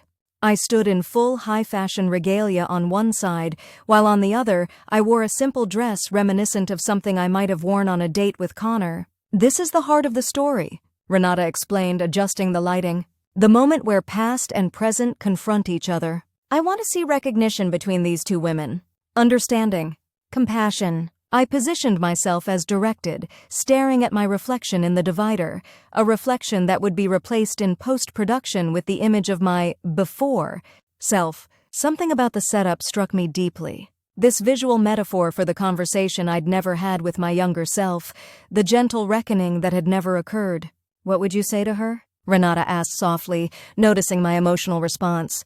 "If you could speak across time, what would you tell the girl you were?" The question hit me like a physical blow. What would I say? Not, "You'll show him someday," the mantra that had driven me for so long. Not, "You'll become beautiful enough to make him regret losing you." Something more fundamental, more true. I'd tell her she was always enough, I said, my voice barely above a whisper. That she didn't need to change for anyone. That the right people would see her worth exactly as she was. Renata didn't respond directly, but I saw the subtle nod of approval as she lifted her camera. "Now give me that," she directed. "Not in words, in your eyes." The resulting photograph would become the centerpiece of the Lumiere spread, a haunting image of 2 versions of myself in silent communion across time and transformation. Not before and after in the traditional sense of flawed versus improved, but rather a visual conversation between women at different stages of the same journey. The interview portion of the feature proved equally challenging. The journalist, Elise, had a reputation for depth and nuance, for finding the story beneath the story. We met in a quiet corner of an upscale hotel restaurant, recorder between us, her shrewd eyes missing nothing. "Let's start at the beginning," she suggested after preliminary pleasantries. "What precipitated your career change? You had a communications degree, job offers in marketing, then suddenly modeling. Why?" This was it, the moment where I decided how much of Connor to include in my narrative. I took a sip of water, gathering my thoughts. "I went through a significant breakup," I began carefully, "the kind that makes you question everything about yourself. My ex-partner had some pointed criticisms about my appearance, my lack of style, my general presentation. He left me for someone who embodied everything I wasn't, polished, sophisticated, naturally striking." Elise nodded, making a brief note.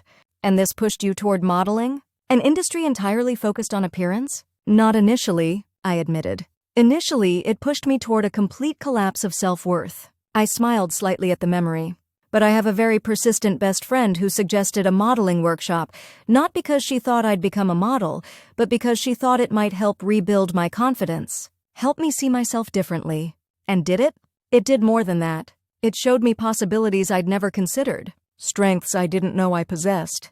The interview continued, Elise gently but firmly drawing out details of my journey, the development program, the early struggles, the gradual shift from modeling as reaction to modeling as vocation. She was good, asking the right questions, creating space for complexity. Then came the question I'd been bracing for. Would you say your transformation was about proving something to your ex, or proving something to yourself? I considered my answer carefully. Both, initially. I won't pretend revenge wasn't a motivating factor early on. I wanted to become everything he said I couldn't be, to make him regret discarding me. And now?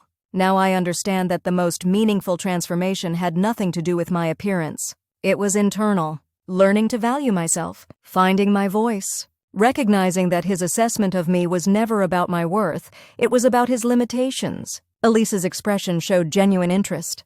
Have you had any contact with this ex since your modeling career took off? And here it was, the opportunity to publicly expose Connor, to name him, to detail his attempts to reconnect once I'd become worthy. In his eyes, the petty satisfaction that would come from such a revelation was tempting. Instead, I chose a different path. We've had brief contact, I said simply. Enough for me to realize that chapter of my life is closed. What matters isn't what he thinks of me now, it's what I know about myself. Elise studied me for a moment, clearly sensing there was more to the story, but respecting my boundaries. That's a powerful perspective. The remainder of the interview explored other aspects of my career, the challenges of the industry, my goals for the future, the causes I was passionate about. By the time we concluded, I felt wrung out but strangely peaceful, as if the telling itself had been another step in my healing. 2 weeks later, Vincent called with news that Lumiere wanted to expand the feature. No longer just a photo spread with accompanying interview, but the cover story for their transformation issue. My career was about to shift into an entirely new gear. The Lumiere issue hit newsstands on a Tuesday in early autumn. I'd been prepared by my agency, by the Lumiere team, by my increasingly vigilant publicist, a recent and somewhat surreal addition to my professional life. They'd all warned me that the exposure would change things, would likely bring new opportunities, new scrutiny, new challenges. What I wasn't prepared for was the overwhelming response from young women. It started as a trickle, a few messages on my professional social media accounts thanking me for sharing my story, then a steady stream. Then a flood that crashed my agency's server and necessitated the hiring of a social media manager to help sort through it all. Young women from across the country, across the world, writing to tell me how my journey had resonated with them, how they'd survived similar rejections, similar cruel assessments of their worth. How seeing my transformation, not just physical but emotional, psychological, had given them hope. Your story made me realize I don't have to accept someone else's version of me. I've spent years trying to become what my ex wanted. Your interview helped me see I was asking the wrong question all along. The picture of you looking at your former self made me cry. I'm trying to be that gentle with the girl I used to be. Message after message, each one striking a chord I hadn't known existed within me. This unexpected connection, this chorus of recognition from women I'd never meet but whose experiences mirrored my own, it was overwhelming in the best possible way. 3 days after the issue's release, as I was still processing this outpouring, Vincent called with news that made the Lumiere impact seem like a gentle ripple. Ariel Rousseau wants to meet you, he said without preamble, his normally calm voice pitched higher with excitement. I nearly dropped my phone. Ariel Rousseau wasn't just a designer, she was the designer, the visionary behind the House of Rousseau, one of the most prestigious fashion empires in the world. Her seasonal shows were legendary, her approval career-defining, her disdain career-ending. Wants to meet me why? I managed to ask. She saw the Lumiere spread. Apparently she responded to your narrative, whatever that means. Vincent was practically vibrating through the phone. Her team is saying she's considering you for the lead in her upcoming campaign, possibly even opening her Paris show. I sank onto my couch, the magnitude of this opportunity washing over me. Opening a Rousseau show wasn't just a modeling job, it was entry into an elite echelon, a statement that you had arrived at the highest levels of the industry. When? I asked, already mentally cataloging everything in my closet, none of which seemed remotely adequate for meeting Ariel Rousseau. Tomorrow, her private studio in the Gold Coast? I'll text you the details. Vincent's voice turned serious. Mia, this is unprecedented. Models work for years, decades, without getting this kind of opportunity. Whatever you did in that Lumiere shoot, whatever truth you tapped into, bring that same energy tomorrow. After hanging up, I sat motionless, trying to absorb the rapid shifts in my reality. 3 years ago, I had been devastated by one man's rejection, certain I would never be beautiful enough, special enough, worthy enough. Now I was preparing to meet with a woman whose aesthetic judgment was revered worldwide, whose approval was sought by the most beautiful people on the planet. The irony wasn't lost on me. The next day, I arrived at Ariel's private studio 15 minutes early, not early enough to appear overeager, but punctual enough to demonstrate respect. The space occupied the top floor of a historic building, all soaring ceilings and enormous windows overlooking Lake Michigan. White walls, pale wood floors, minimal furnishings that probably cost more than a year's rent on my apartment. A willowy assistant with an impeccable French accent greeted me, offering sparkling water, no other options, before leaving me to wait in a sitting area arranged around a low glass table covered with fashion portfolios and art books. I perched on the edge of a sculptural chair, hyper-aware of my posture, my breathing, the way my carefully selected outfit, a vintage Yves Saint Laurent blazer over a simple white tee and high-waisted trousers, caught the light. The minutes stretched, a classic power move I recognized from countless castings. When Ariel finally appeared, she did so without fanfare. No dramatic entrance, just the simple materialization of an elegant woman in her late 50s, her silver-streaked black hair pulled into a severe chignon, her gaze sharp and assessing behind tortoiseshell glasses. "Mia Lawson," she said, my name transformed by her French accent. Not a question, not quite a greeting. Simply an acknowledgement of my existence. I rose, extending my hand. "Ms. Rousseau, thank you for inviting me." She ignored my hand, instead circling me slowly, her scrutiny so intense I could almost feel it on my skin. I stood still, allowing the inspection, fighting the urge to fidget or fill the silence. "The photographs were not misleading," she said finally, coming to stand before me. "You have an interesting face. Not beautiful in the conventional sense, but compelling. There is, how do you say, a hunger in your eyes." Coming from anyone else, this assessment might have stung. From Ariel Rousseau, it was high praise indeed. "Come," she said abruptly, turning toward a doorway at the far end of the space. "We talk in my office." I followed her into a room that was equal parts studio and sanctuary, one wall lined with sketches and fabric swatches, another with floor-to-ceiling bookshelves, a massive desk dominating the center. "Sit," she commanded, gesturing to a chair across from her own, as she lowered herself with balletic grace. Once seated, she studied me again, her gaze uncomfortably direct.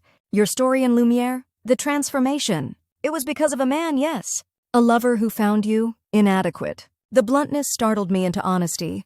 "Yes. And this man, he sees you now? The success, the magazine covers?" "He does." A thin smile curved her lips. "Good. Men should witness the consequences of their foolishness." She leaned forward slightly. "But this is not why I asked you here. I don't care about your revenge narrative, compelling as it may be. I care about what happens next." "Next?" I echoed, uncertain. "When the revenge is complete. When you have proven what you set out to prove. What then?" She tapped long fingers against the desk's surface. "This is the question that interests me." It was a question I'd only recently begun asking myself. What was beyond the transformation, beyond the proving, beyond the response to rejection? "I'm still discovering that," I admitted. Ariel nodded, seemingly pleased with this answer. "This is why I am considering you for my show. For my campaign. Not because you are beautiful. I work with beautiful women every day. They bore me. But you are on a threshold. Between your past and your future. Between proving and becoming." She made a graceful gesture with her hands, as if framing a picture. "This liminality, this is what I want to capture." The conversation shifted then, becoming more practical. Discussions of timing, exclusivity agreements, the creative direction of her upcoming collection. But beneath the business talk, I sensed she was still evaluating me, still deciding if I truly possessed the quality she'd glimpsed in the Lumiere photographs. As our meeting concluded, she escorted me back to the main studio area, still studying me with that penetrating gaze. "One last question, Mia Lawson," she said as we reached the exit. "If this man who rejected you, if he came to you tomorrow on his knees begging for another chance, what would you do?" The question caught me off guard, seeming out of place after our business discussion. But something told me my answer mattered, not for personal reasons, but as part of Ariel's ongoing assessment. 3 months ago, I would have rejected him, I said honestly, coldly, publicly if possible. The perfect revenge. And now? I considered the question, reaching for the truth rather than what I thought she wanted to hear. Now I would wish him well and continue with my life. His opinion, good or bad, is no longer relevant to who I am or who I'm becoming. Ariel's expression remained impassive, but something in her eyes shifted, a subtle softening, a glimmer of approval. "My assistant will be in touch," she said, opening the door in clear dismissal. "Au revoir, Mia Lawson." 2 days later, I signed a contract making me the face of House of Rousseau's spring campaign and securing my position opening their Paris Fashion Week show. The opportunity I'd never dreamed of pursuing, now mine. As I left the agency after signing, Vincent pulled me aside, his expression a mixture of awe and curiosity. "What did you say to her?" he asked. "Ariel's team said she was intellectually and aesthetically convinced you were right for the vision. In 10 years of working with her, I've never heard her use language like that about a model." I shrugged, still processing the whirlwind of the past few days myself. "I was just honest about where I've been and where I'm going." Vincent shook his head, clearly sensing there was more to the story, but knowing better than to press. "Well, whatever it was, keep doing it. Your trajectory just went vertical, Mia. Everything changes from here." He wasn't wrong. In the weeks that followed, my professional life accelerated at a dizzying pace. Exclusive fittings for the Rousseau show, meetings with the creative team developing the campaign concept, a sudden influx of other offers, editorials, runway shows, spokesperson opportunities, all made possible by the Rousseau Association. My days became a blur of appointments, my nights consumed with preparation and rest to maintain the stamina this new level demanded. I barely had time to process the transformation happening around me, let alone within me. Then came Paris. Fashion Week was like nothing I'd experienced before, a frenetic convergence of art, commerce, ego, and spectacle. As the opener for the Rousseau show, I was both elevated and isolated, kept slightly apart from the other models, treated with a reverence that was simultaneously flattering and discomfiting. Ariel herself oversaw my fittings, making minute adjustments to the spectacular creation I would wear down the runway, a structural masterpiece in midnight blue and silver that seemed to defy both gravity and convention. "This piece speaks of emergence," she explained during our final fitting, circling me with a critical eye. "The becoming, the after transformation. But not finished, never finished, always in process." She stopped before me, meeting my gaze directly. "You understand this, yes? The never being finished?" I nodded, recognizing the truth in her words. There was no final after state, no perfect endpoint to transformation, only continuous becoming. The night of the show arrived with an electric energy, the venue, a repurposed 19th century bathhouse, humming with anticipation. Backstage was controlled chaos, 100 people executing precisely choreographed preparations against an unforgiving countdown. As I sat in the makeup chair, being transformed into the living embodiment of Ariel's vision, I caught fragments of conversation around me. Other models discussing the celebrities in attendance, the critics whose approval could make or break a collection, the after-parties that would dominate the night. "Did you hear who's in the front row?" a British model asked her neighbor. "Connor Adams, that tech entrepreneur from the States. Apparently he made some last-minute calls to get in. Total fame chaser." My heart stuttered, the name like a sudden shock of cold water. "Connor? Here?" It seemed impossible, yet somehow inevitable. Of course he would find a way to insert himself into this moment, to position himself as adjacent to my success.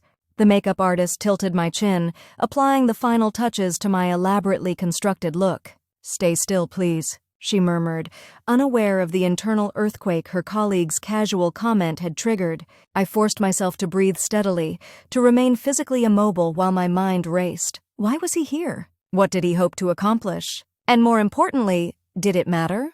There was no time to dwell on these questions. The countdown was accelerating, the show about to begin. As the opener, I was positioned at the head of the line, the enormous Rousseau creation requiring special handling to navigate the narrow backstage area.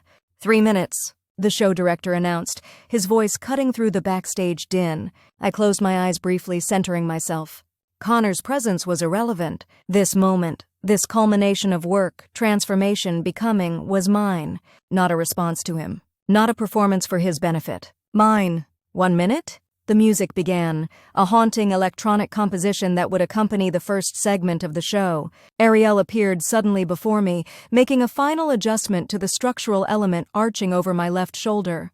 "Remember," she said, her voice low and intense, "you are not walking for them. You are walking for yourself, for the woman you were, for the woman you are becoming."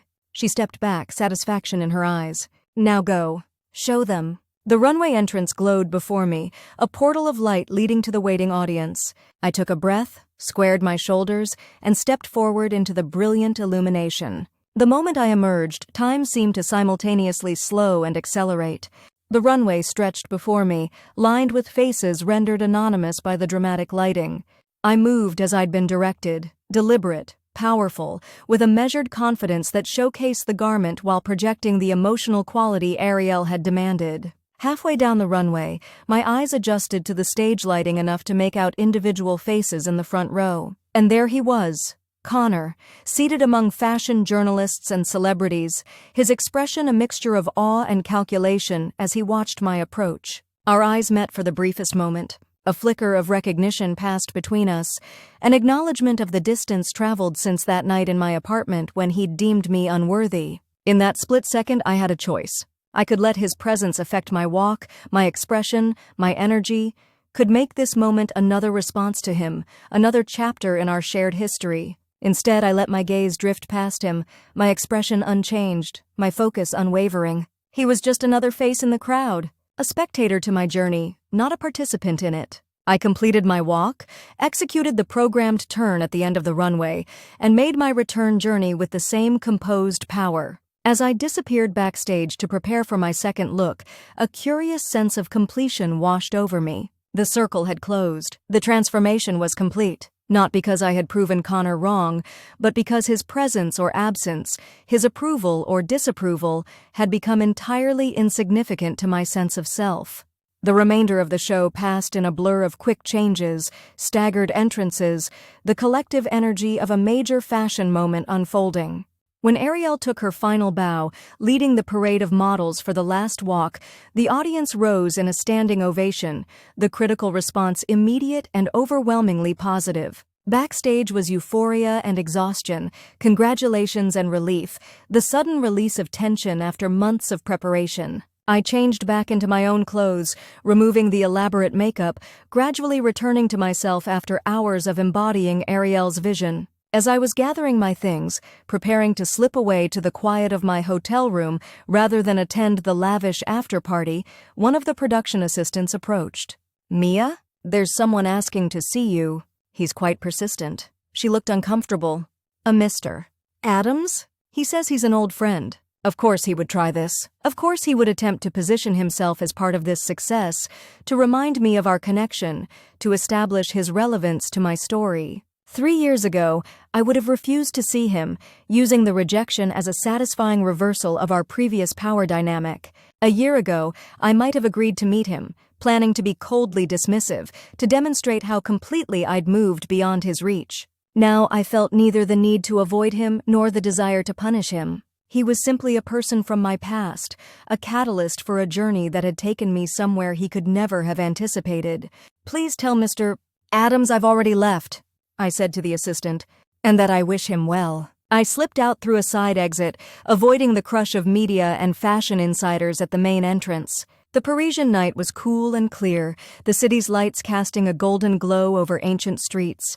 I decided to walk back to my hotel, needing the solitude, the rhythm of movement, the time to process the evening's significance. As I walked, my phone buzzed with messages. Congratulations from Julia, from my parents, from colleagues and friends who had watched the live stream. I responded to a few, promising longer conversations once I returned to Chicago. Then came a message from an unlisted number. "You were magnificent tonight." I understand now. I truly do. See? I read it once, then deleted it without responding. Not out of anger or spite, but because there was simply nothing left to say. Connor Adams belonged to a chapter of my life that had closed. His understanding or lack thereof was no longer relevant to my story. Back in my hotel room, I stood by the window looking out at the Paris skyline, reflecting on the journey that had brought me here. From heartbroken college graduate to internationally recognized model, from a girl defined by rejection to a woman defined by her own choices, her own vision, her own becoming. The transformation that had begun as an act of desperation, a response to cruelty, a quest for validation, had become something else entirely, a discovery of self, a reclamation of worth, a journey that had never really been about Connor at all, but about the woman I was capable of becoming once I stopped accepting other people's limitations as my own. I thought of all the messages I'd received after the Lumiere feature, all the women who had seen themselves in my story, who had found hope in my journey from self-doubt to self-definition. There was something powerful in that connection, something that transcended the personal revenge narrative I'd initially embraced. Perhaps that was what Ariel had seen in me, not just the completed transformation, but the potential for something beyond it. The next chapter. The continuing evolution. As I turned from the window, my phone buzzed with a new message. Not from Connor this time, but from Ariel herself. You walked your truth tonight. Now what will you do with it? We speak when you return to Chicago. There is more. The word resonated, full of possibility and challenge.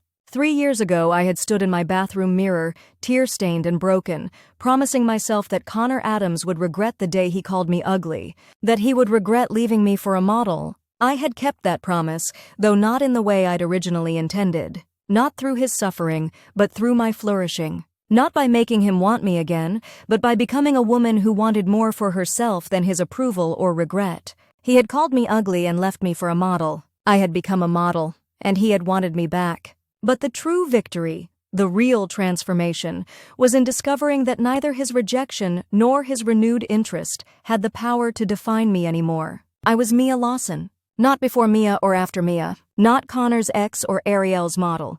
Just Mia, continually becoming, finally completely myself, and that was more than enough. 6 months later, the sun streamed through the windows of the renovated warehouse space, catching dust motes that danced in the warm light. I moved carefully between the photography stations, making small adjustments, checking that everything was in place for the afternoon session. Are those the final selections? Julia asked, entering with 2 coffee cups and nodding toward the mood board I'd assembled at the front of the space. I think so, I replied, accepting the coffee gratefully. But I'm open to suggestions. This is your project too. Julia studied the board, a collection of before photographs of 6 young women paired with concept sketches for their transformative photo shoots. Not traditional makeovers, but artistic interpretations of personal evolution, internal change externalized through imagery. It's perfect, she decided, giving me a sideways hug. They're going to be blown away. I hope so, I said, sipping my coffee to disguise the nervousness I still felt, even after months of planning. I want them to see what I see when I look at their submissions. The potential. The power. Julia squeezed my shoulder. They will. You do. The transformation project had started as a small idea in the wake of the Lumiere feature and the Rousseau show, a way to channel the unexpected platform I'd been given into something meaningful. What if I could work with young women who had faced similar experiences of rejection, of being deemed not enough, and help them see themselves through different eyes? Not by changing them, but by revealing what was already there. The concept had resonated immediately with Ariel, who had surprised me by offering both financial backing and creative mentorship. This is the more I spoke of, she'd explained during our post-Paris meeting. The using of your experience to lift others. This is the true transformation. With Ariel's support and Julia's organizational talents, the project had quickly evolved from concept to reality. We'd put out a call for submissions, young women between 18 and 25 who had experienced some form of rejection or diminishment, who wanted to reclaim their narrative through photography and storytelling. The response had been overwhelming. Thousands of submissions, each one a glimpse into a young woman's journey of self-doubt and potential self-reclamation. From those, we'd selected 6 for this pilot program, diverse in background, appearance, and specific experience, but united by the common thread of having internalized someone else's limiting perception. They're here, Julia announced, checking her phone. Car just pulled up. I took a steadying breath, smoothing the front of my simple black shirt. This project wasn't about me. I'd been adamant about that from the beginning. I wasn't here as Mia Lawson model, but as a mentor, a guide, someone who understood the journey from the inside out.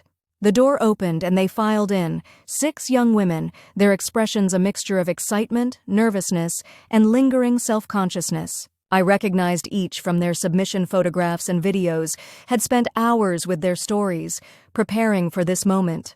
Welcome to the Transformation Project. I greeted them, moving forward with outstretched hands. I'm Mia and this is Julia. We're so honored that you've trusted us with your stories. Over the next hour, we talked through the project's structure, how we would work together over the coming week to create images that expressed not just who they were now, but who they were becoming. how the photographs would be paired with their written narratives for an exhibition that would travel to universities and community centers across the country. "This isn't about making you look different," I explained as we gathered around the mood board. "It's about helping you see what's already there. The strength, the resilience, the beauty that exists regardless of anyone else's ability to recognize it." I watched their faces as I spoke, the flickers of hope, the shadows of doubt, the cautious openness to possibility. In each, I recognized something of myself 3 years ago: the hunger for validation, the wounds of rejection, the tentative reaching toward a different understanding of self-worth. "Can I ask something?" One of the participants, Morgan, a pre-law student whose boyfriend had told her she was too plain, too serious, to hold his interest, raised her hand hesitantly. Does it ever completely go away? The voice in your head telling you that you're not enough? The question hung in the air, raw and honest. I considered my answer carefully, wanting to offer truth rather than platitudes. "In my experience, it doesn't completely disappear," I admitted. "But it gets quieter. And you get better at recognizing it as an echo of someone else's limitations, not a reflection of your reality." I moved toward the mood board, gesturing to my own before photograph. The image Connor had taken of me during a picnic, my smile slightly self-conscious, my posture curled inward. The woman in this picture didn't believe she deserved to take up space in the world. She saw herself through the eyes of someone who couldn't recognize her value. I turned back to the group. That doesn't mean she didn't have value. It just means she needed to learn to see herself through different eyes, her own. Morgan nodded slowly, processing. "And the voice? The one that still sometimes tells you you're not enough?" "Now when I hear it," I said with a small smile, "I recognize it for what it is, a ghost from a past I've outgrown. And I respond with compassion, both for my younger self who believed it, and for the person whose limitations led them to speak it in the first place." A moment of silence followed, each woman absorbing this perspective in the context of her own journey. Then Julia clapped her hands briskly, breaking the emotional tension. "All right, enough philosophy for now. Let's get to the fun part, planning your shoots." The energy in the room shifted, excitement building as we moved into the creative phase of the project. For the rest of the day, I worked with each participant individually, exploring concepts, discussing settings and styling, finding the visual language that could express their unique journey of transformation. As the afternoon light faded into evening, the space filled with the particular buzz of creative collaboration, ideas flowing, connections forming, possibilities expanding. These young women, who had arrived with the shadow of rejection still visible in their bearing, were beginning to straighten, to speak more confidently, to see themselves as the protagonists of their own stories rather than supporting characters in someone else's narrative. It was beautiful to witness, humbling to facilitate. When they departed for the day, promising to return tomorrow for the first photo shoots, I remained behind, sitting alone in the quiet studio, reflecting on the day's conversations. Morgan's question lingered. "Does it ever completely go away? The voice telling you you're not enough?" I had answered honestly. The voice didn't disappear entirely. Sometimes, in moments of stress or uncertainty, I still heard echoes of Connor's assessment, still felt the old impulse to make myself smaller, less visible, less demanding of recognition. But those moments were increasingly rare and increasingly brief. The internal narrative that had once defined me had been replaced by a different understanding, one built not on external validation, but on the gradual, sometimes difficult process of recognizing my intrinsic worth. My phone buzzed with a message from Ariel. "How was the first day with your transformations?" I smiled, typing my response, challenging, inspiring, exactly what it needed to be. Her reply came quickly. "Bon. Remember, you are not fixing them. You are showing them how to see themselves." As I gathered my things to leave, I caught sight of my reflection in the studio's large windows, backlit by the interior lights, a silhouette against the darkening sky. Not the before, Mia, or the after, Mia, but the continuing Mia. Still evolving, still becoming. 3 years ago, heartbroken and humiliated, I had embarked on a journey of transformation with revenge as my compass. I had wanted to become beautiful enough, special enough, worthy enough to make Connor Adams regret his rejection. Now I understood the limitation of that vision. True transformation wasn't about becoming what someone else wanted or proving someone else wrong. It was about becoming more authentically yourself, more connected to your own values, your own vision, your own capacity for growth and contribution. Connor had called me ugly and left me for a model. I had become a model, and he had wanted me back. But the real story, the one I hoped to help these 6 young women discover for themselves, was what happened next. How rejection could be not an ending but a beginning. How transformation could be not a response to someone else's assessment, but an expression of your own becoming. As I stepped out into the Chicago evening, I felt a profound sense of gratitude, not for what Connor's rejection had taken from me, but for what it had ultimately, unexpectedly given. The catalyst for a journey I might never have undertaken otherwise. The beginning of a story that was still being written, page by page, choice by choice, day by day. Not a story of revenge, but a story of reclamation. My story, on my terms, in my voice. And I was only just beginning to tell it.